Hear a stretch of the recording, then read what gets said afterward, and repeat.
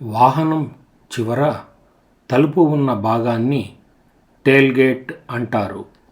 ఇంకా ముందు వెళ్తున్న వాహనానికి వెనుక సమీపముగా వాహనం నడపడాన్ని టెయిల్గేట్ అంటారు.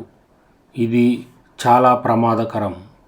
ముందర వాహనం హఠాత్తుగా బ్రేకు వేసినా లేదా వేగము తగ్గించినా వెనుక ఉన్న వాహనం ముందు ఉన్న వాహనాన్ని గుద్దడం ఖాయం.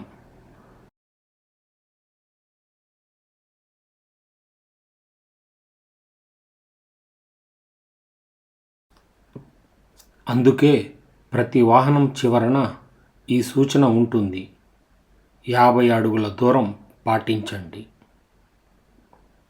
కాబట్టి వాహనం నడిపే సమయంలో ముందు వాహనానికి మన వాహనానికి 50 అడుగుల దూరం ఉండునట్లు చూసుకోండి.